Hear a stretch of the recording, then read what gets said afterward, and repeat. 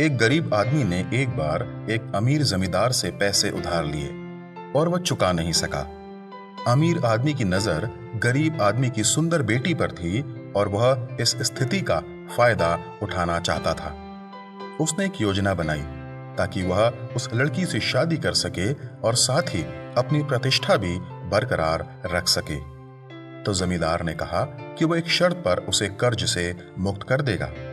उसने सुझाव दिया कि वह पर्ची बनाएगा। एक पर्ची पर लिखा होगा बेटी जमींदार से शादी करेगी और दूसरी पर्ची पर लिखा होगा जमींदार से बेटी शादी नहीं करेगी।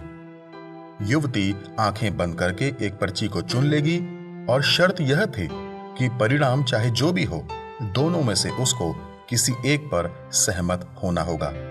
लेकिन जमींदार ने दोनों पर्चियों में बेटी जमींदार से शादी करेगी लिखकर उस गरीब आदमी को धोखा देने की कोशिश की। लड़की को किसी तरह उसकी योजना का पता चल गया और वह प्रार्थना करने लगी। परमेश्वर ने बुद्धिमानी से स्थिति से निपटने में उसकी सहायता की। वह दिन आ गया जब लड़की को एक पर्ची का चुनाव करना था। गांव वाले इकट्ठे हो गए थे और एक बक्सा रखा हुआ था जिसके अंदर दोनों पर्चियां थीं। इसके पहले कि वह पर्ची उठाने के लिए बैठती, उसने अपने बगल में गर्म पानी का एक बर्तन रखा। फिर उसने एक पर्ची उठाई और उसे बर्तन के अंदर डाल दिया और ऐसा दिखाया जैसे उसने गलती से अपनी उंगलियों के फिसलने से उसे गिरा दिया हो।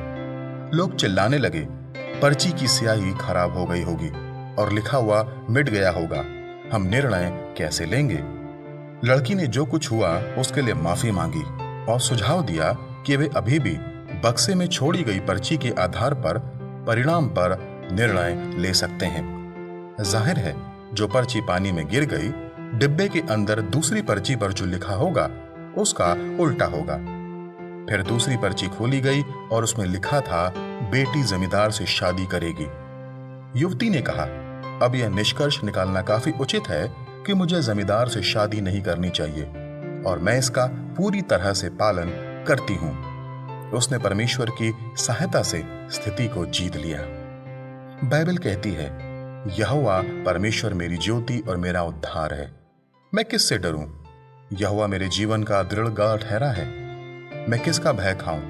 जब कुकर्मियों ने जो मुझे सताते और मुझसे बैर रखते थे मुझे खा डालने के लिए मुझ पर चढ़ाई की, तब वे ही ठोकर खाकर गिर पड़े। जी हां, जब हम परेशानी के समय में परमेश्वर की ओर मुड़ते हैं तो जीत हमारी होती है।